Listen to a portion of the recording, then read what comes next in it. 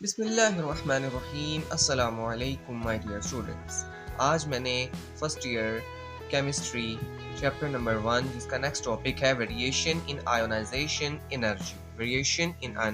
Energy इसको आज हमने स्टार्ट करना है। इससे पहले मैं वेरिएशन इन एटॉमिक रेडियस और वेरिएशन इन आयनिक रेडियस पढ़ा के आ चुका हूँ। अगर आपने वो नहीं देखा तो पहले जाके वो देख लें।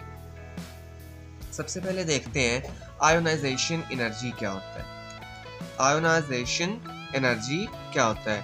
The energy needed to remove one electron from each atom in 1 mole of atoms of the element in the gaseous state to form 1 mole of gaseous ions is called ionization energy। इस line का मतलब क्या है? इस line का मतलब ये है कि हमारे पास एक मोल है किसी सब्सटेंस का। हमारे पास किसी सब्सटेंस का एक मोल मौजूद है। फर्ज करिए कोई भी वो एलिमेंट हो सकती है कि उसका हमारे पास एक मोल, हमारे पास उसका 1 मोल मौजूद है।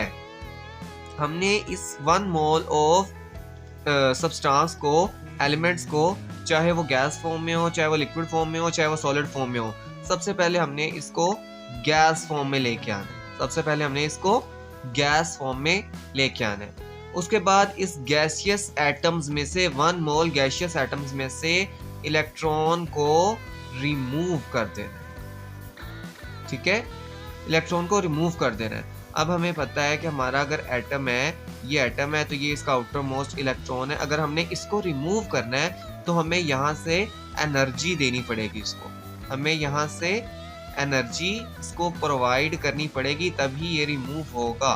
तो द अमाउंट ऑफ एनर्जी, वो टोटल एनर्जी जो हम 1 मोल ऑफ किसी गैसियस सब्सटेंस को दें, 1 मोल ऑफ गैसियस सब्सटेंस को दें और वो पॉजिटिव आयंस यानी कि कैटायंस बन जाए 1 मोल, ठीक है, यानी कि उसके इलेक्ट्रॉन रिमूव हो जाएं, तो एनर्जी कहलाएगी आयनाइजेशन एनर्जी।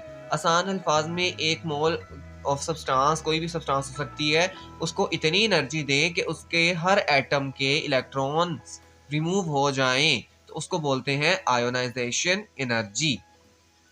ठीक है, तो देखते हैं the energy needed to remove 1 electron from each atom, हर एटम से एक इलेक्ट्रॉन निकालना है। In 1 mole of atoms of an element, उस एलिमेंट के 1 मोल एटम्स में से गैस की फॉर्म में, ये आप ना सॉलिड की फॉर्म में कर सकते हैं ना लिक्विड की फॉर्म में कर सकते हैं, आपको ये प्रोसेस गैस फॉर्म में ही करना होगा। तो इसको हम क्या कहते हैं? Ionisation energy. एग्जांपल मैंने लिखी है, ये आपकी किताब में लिखी है, सोडियम, ये गैसियस फॉर्म में है। ठीक है, जब हमने गैसियस फॉर्म ऑफ सोडियम को एनर्जी प्रोवाइड की तो हमारे पास सोडियम आयन बन गया, उसके साथ एक इलेक्ट्रॉन बाहर रिलीज हो गया। ठीक है, हमने इसको कितनी एनर्जी प्रोवाइड की? इसकी आयनाइजेशन एनर्जी क्या है? आपकी बुक के मुताबिक 494 किलो जाउल पर मोल, यानी कि एक मोल के ऊपर हमने 494 किलो जाउल एनर्जी प्रोवाइड की है। अच्छा, आपको एक बात बता दूं, आपकी बुक ने ये लिखा है 494, लेकिन असल में जो सोडियम की आयोनाइजेशन एनर्जी होती है वो 486 जाउल होती है, 486 किलो जाउल पर मोल। ठीक है, लेकिन आपने उसको नहीं लिखना, वो आपको मैंने वैसे इन्फॉर्मेशन के लिए बताया है। आपकी किताब ने इसको थोड़ा सा गलत लिखा है, इस वजह से मैंने आपको बता दी है। लेकिन आपको अगर कोई एमसीक्यूज आ जाएगा तो आपने यही लिखना होगा। उसके बाद एक एग्जांपल मैं अपने पास से आपको बता रहा हूँ, मैग्नीशियम। अगर मैग्नीशियम में से आप एक इलेक्ट्रॉन को रिमूव कर देते हैं तो उसकी आयनाइजेशन एनर्जी 738 किलो जाउल पर मोल होगी।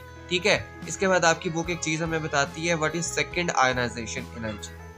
अब आप यहाँ पे देखें, मैग्नीशियम, इसके अंदर से 2 इलेक्ट्रॉन रिमूव हो सकते हैं। ठीक है, तो अगर हमने भी यहाँ पे सिर्फ एक इलेक्ट्रॉन रिमूव किया है, अगर हमने इसका यानी कि ये मैग्नीशियम प्लस का यूनिपॉजिटिव चार्ज का, यूनिपॉजिटिव आयन का एक और इलेक्ट्रॉन रिमूव करके उसको डायपॉजिटिव आयन बनाना है, तो इस प्रोसेस में जितनी एनर्जी लगेगी वो कहलाएगी second ionization energy. The amount of energy needed to remove second electron of a unipositive ion is called ionization energy.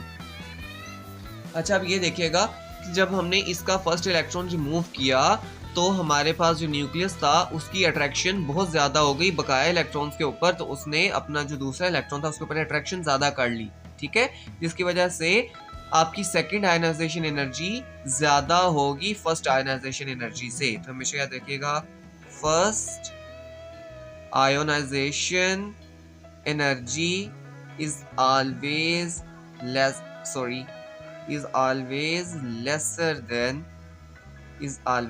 lesser than second ionization energy, ठीक है। मैग्नीशियम की सेकंड आयनाइजेशन एनर्जी क्या होती है? 1450 kilo joule पर मोल। ये मैंने estimated लिखा है, ये 451 किलो जाउल पर मोल होती है। इसके बाद नेक्स्ट हमारा है जी third ionization energy. The amount of energy needed to remove third electron of a dipositive ion. अब फर्ज करें कि ये हमारा मैग्नीशियम एटम है, ये इसका फर्स्ट शेल है, ये इसका सेकंड शेल है और ये इसका थर्ड शेल है। हमने इस थर्ड शेल के ये दोनों इलेक्ट्रॉन रिमूव कर दिए, ठीक है।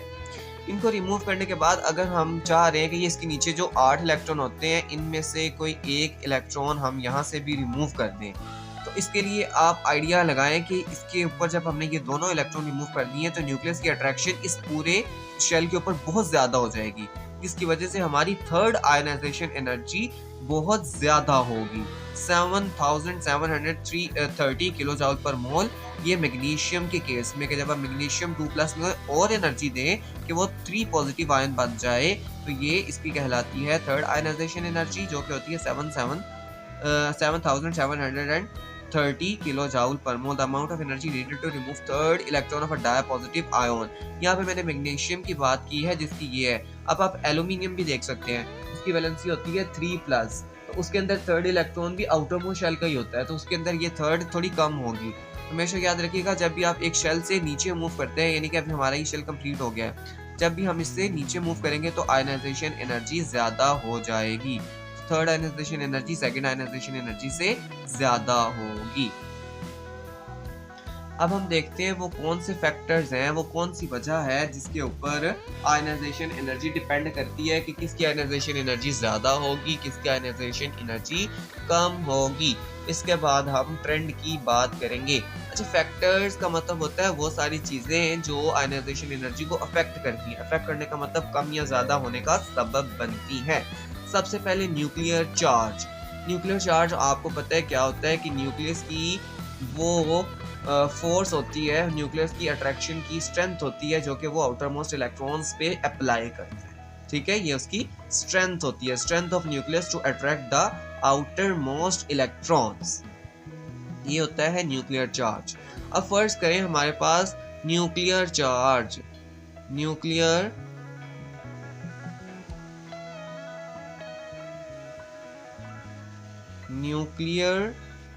Charge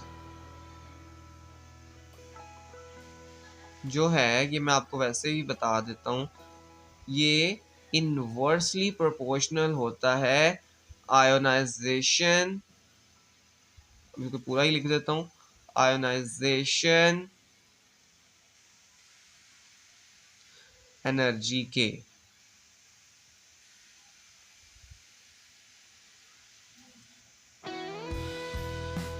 ji, nuclear charge is inversely proportional to ionization energy. ये बात तो अंडरस्टूड है कि जब भी न्यूक्लियस के अंदर, यानी कि न्यूक्लियस की अट्रैक्शन आउटर मोस्ट इलेक्ट्रॉन पे ज़्यादा होगी, जब न्यूक्लियर चार्ज ज़्यादा होगा, न्यूक्लियर अट्रैक्शन जो है वो आउटर मोस्ट इलेक्ट्रॉन पे बहुत ज़्यादा होगी, तो हमें उतनी ही ज़्यादा फोर्स प्रोवाइड करनी पड़ेगी,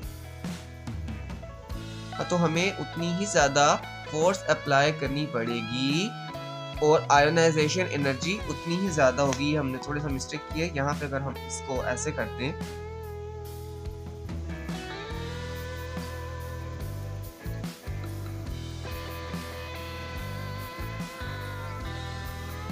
जी, nuclear charge is directly proportional to ionisation energy. ये एनर्जी की फॉर्म में था, इस वजह से ऐसे है कि जब भी न्यूक्लियस की अट्रैक्शन आउटर मोस्ट इलेक्ट्रॉन्स के ऊपर ज़्यादा होगी तो उसके नतीजे में आयोनाइजेशन एनर्जी भी हमें ज़्यादा प्रोवाइड करनी पड़ेगी, यानी कि ज़्यादा एनर्जी जब न्यूक्लियस के इलेक्ट्रॉन्स को हम देंगे तभी वो रिमूव होंगे। अगर न्यूक्लियस की अट्रैक्शन अपने आउटर मोस्ट इलेक्ट्रॉन्स के ऊपर कम है, अगर न्यूक्लियस की अट्रैक्शन अपने आउटर मोस्ट इलेक्ट्रॉन के ऊपर कम है, इस वजह से क्या होगा कि हमारे पास हमें कम एनर्जी प्रोवाइड करनी पड़ेगी इलेक्ट्रॉन को रिमूव करने के लिए। इस वजह से कहते हैं ionisation energy is directly proportional to nuclear charge, क्योंकि जितनी ज़्यादा न्यूक्लियर अट्रैक्शन उतनी ज़्यादा आयनाइजेशन एनर्जी प्रोवाइड करनी पड़ेगी। ठीक है, अब size of atom, size of atom यहाँ पे ये आएगा inversely proportional to ionisation energy. अब आप देखें, जितना बड़ा साइज होगा एटम का, जितना बड़ा साइज होगा आउटर मोस्ट इलेक्ट्रॉन उतने न्यूक्लियस से ज़्यादा दूर होंगे, जिसकी वजह से न्यूक्लियर चार्ज हमारा कम हो जाएगा। तो जब न्यूक्लियर चार्ज कम हो जाएगा तो आयनाइजेशन एनर्जी इनडायरेक्टली हमारी कम हो जाएगी। तो size of atom is inversely proportional to ionization energy, के जितना छोटा एटम उतनी ज़्यादा आयनाइजेशन एनर्जी, और जितना बड़ा एटम उतनी कम आयनाइजेशन एनर्जी। अच्छा जी, अब एक बात हम याद रखिएगा कि हमेशा जो हाफ फिल्ड ऑर्बिटल्स है ना, हाफ फिल ऑर्बिटल्स और कंप्लीटली फिल्ड ऑर्बिटल्स,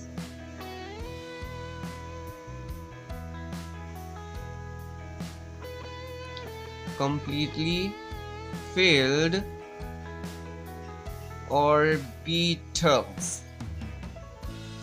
इन दोनों की आयोनाइजेशन एनर्जी हमेशा ज़्यादा होती है। हमेशा हाफ फिल्ड ऑर्बिटल्स और कंप्लीटली फिल्ड ऑर्बिटल्स की जो आयोनाइजेशन एनर्जी होती है वो सबसे ज़्यादा होती है, वो सबसे ज़्यादा होती है। फॉर एग्जांपल अगर मैं बात करूं नाइट्रोजन, ये हमारे पास नाइट्रोजन है, इसके शेल्स अगर मैं ड्रॉ करूं तो 1s2 2s2 2p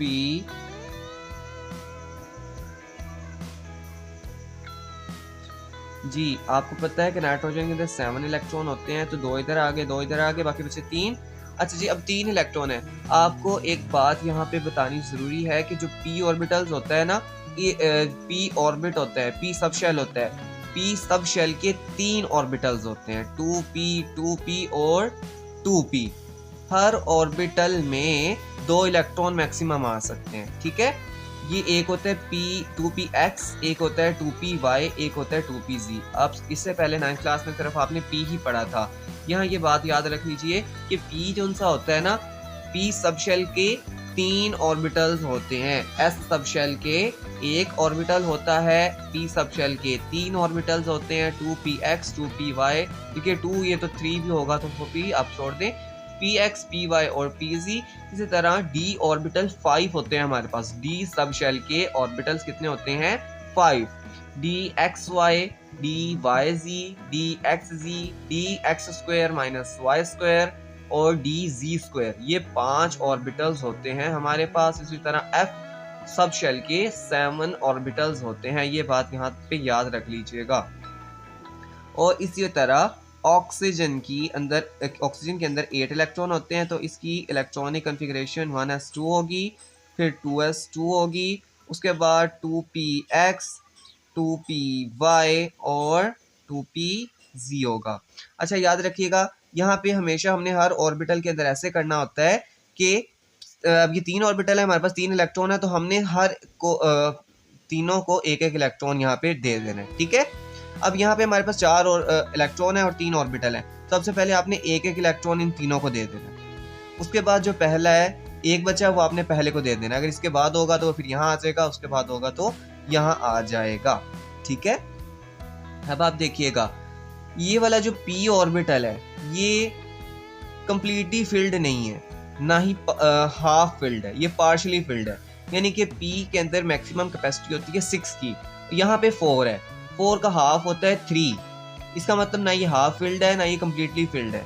इसी तरह नाइट्रोजन ये हाफ फिल्ड है क्योंकि इसके अंदर p देखे तीनों हाफ हैं, इसके अंदर 6 इलेक्ट्रॉन के आने चाहिए थे जिसके 3 हैं। ठीक है, तो इसके आउटर मोस्ट और जो हमारे पास सब शेल है उसके सारे ऑर्बिटल्स हाफ फिल्ड हैं। तो आयनाइजेशन एनर्जी नाइट्रोजन की ज़्यादा होगी ऑक्सीजन से।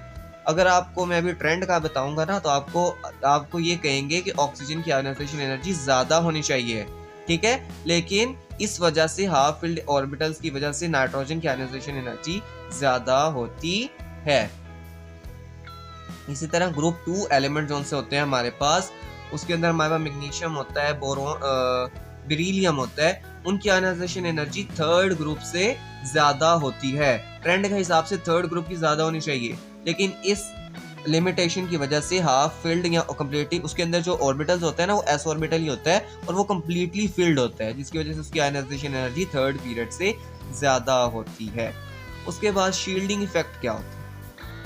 शील्डिंग इफेक्ट तो आपको पता है कि नंबर ऑफ शेल्स की वजह से आउटर मोस्ट शेल के ऊपर जो न्यूक्लियस की अट्रैक्शन होती है ना वो कम हो जाती है इंटरवीनिंग इलेक्ट्रॉन्स की वजह से। तो अगर आउटरमोस्ट शेल के ऊपर आउटरमोस्ट इलेक्ट्रॉन के ऊपर उसकी अट्रैक्शन न्यूक्लियस की कम हो जाएगी, इसका मतलब आयनाइजेशन एनर्जी भी कम हो जाएगी। इसका मतलब शील्डिंग इफेक्ट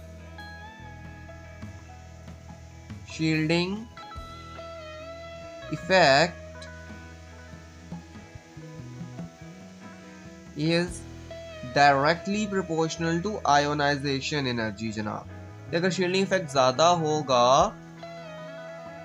तो आयोनाइजेशन एनर्जी बल्कि कम होगी, ये इनवर्सली प्रोपोर्शनल है कि जब शील्डिंग इफेक्ट ज्यादा होगा तो आयोनाइजेशन एनर्जी कम होगी। शील्डिंग इफेक्ट ज्यादा होगा, आउटरमोस्ट इलेक्ट्रॉन के ऊपर अट्रैक्शन कम लगेगी शील्डिंग के इफेक्ट की वजह से, जिसकी वजह से हमें कम एनर्जी प्रोवाइड करनी पड़ेगी आउटर मोस्ट इलेक्ट्रॉन को रिमूव करने के लिए। इसी तरह अगर शील्डिंग इफेक्ट कम होगा तो आउटर मोस्ट इलेक्ट्रॉन के ऊपर इसकी जो अट्रैक्शन है वो ज़्यादा होगी और हमें ज़्यादा एनर्जी प्रोवाइड करनी पड़ेगी ताकि इलेक्ट्रॉन को रिमूव करवा सकें। इस वजह से इसकी आयोनाइजेशन एनर्जी क्या होगी जनाब?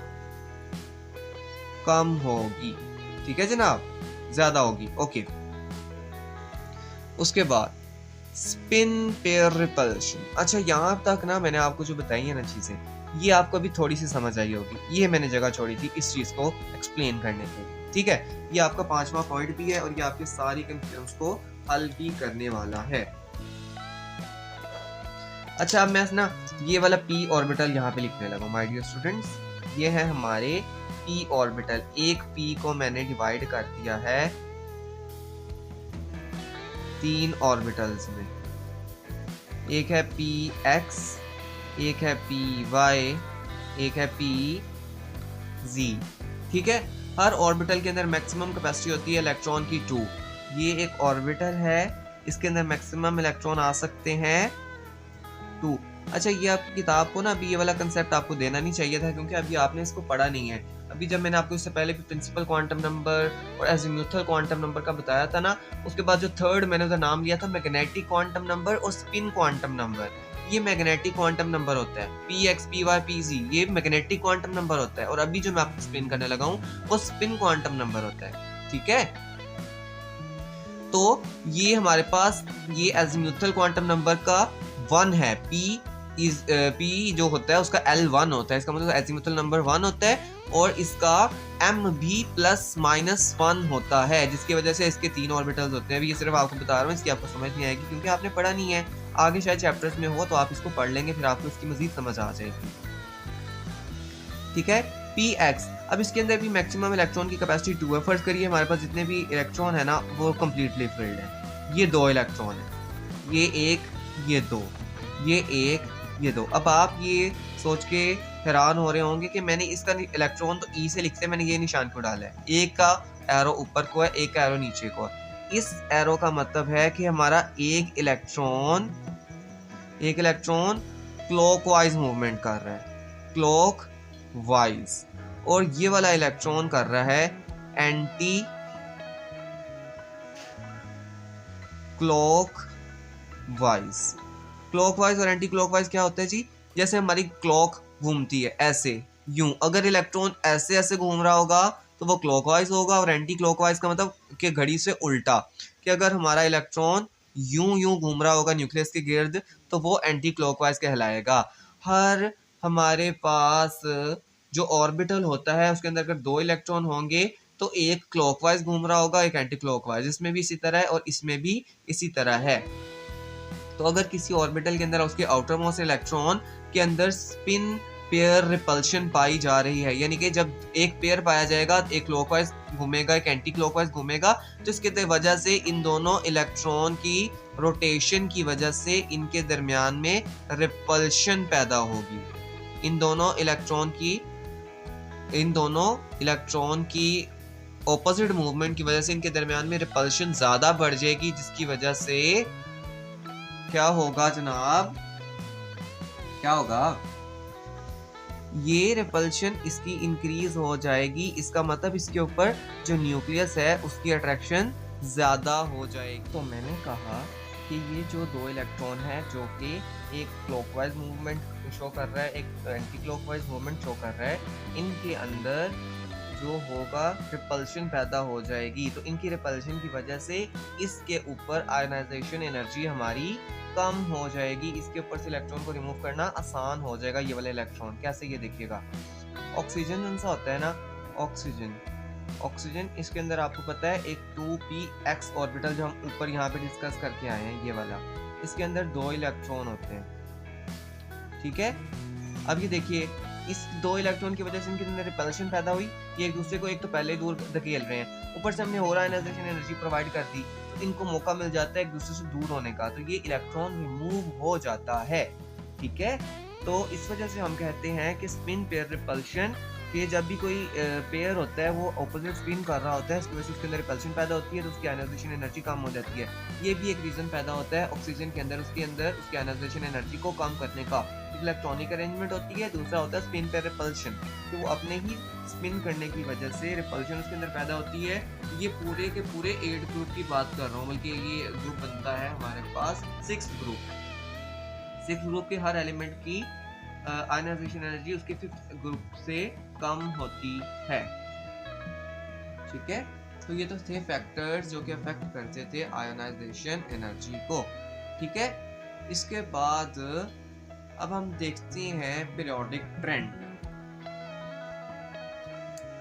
जी यस, आपके सामने अब ट्रेंड आ गया है अलोंग पीरियड। अब मैंने आपको इससे पहले भी बताया कि एक ही ट्रेंड मैंने आपको ये लिखवा दिया है, यही आपने हर प्रॉपर्टी के अंदर लिख देना है, एक ही आपने ट्रेंड याद करना है और 5 और 6 के अंदर ये हमारा काम कर जाएगा, ठीक है। कि मैंने आपको पहले भी समझा दिया हुआ है एटॉमिक रेडियस के टॉपिक के अंदर, ठीक है। आप उधर देख लें, उधर इसकी ज़्यादा एक्सप्लेनेशन दी होगी, इधर मैंने सिर्फ आपको इसकी जो आयनाइजेशन एनर्जी है उसके बारे में ही आपको बताना है।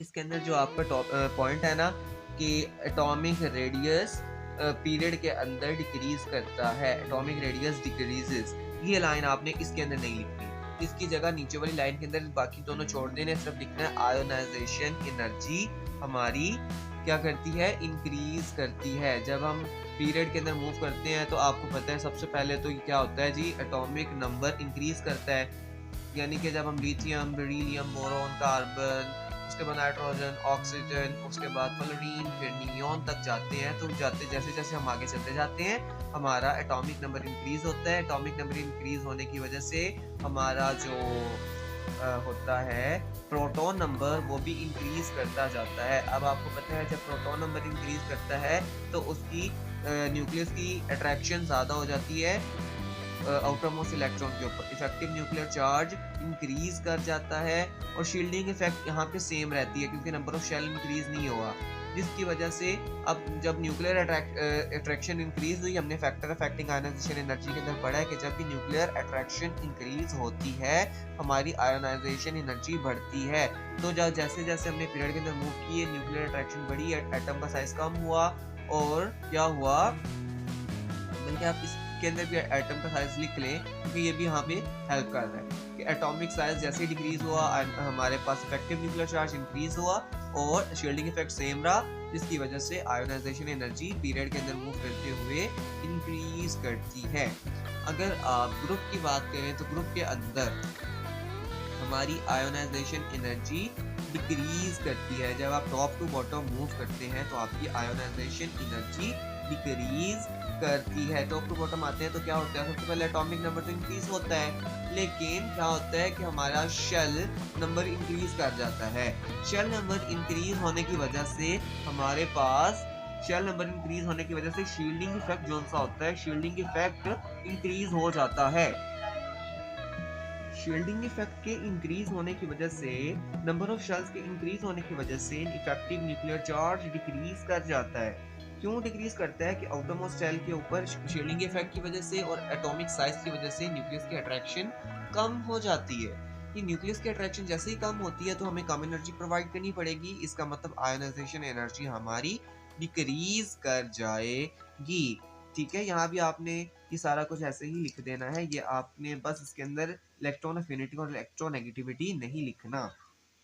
ठीक है जनाब, होप सो आज का लेक्चर आपको समझ आया होगा।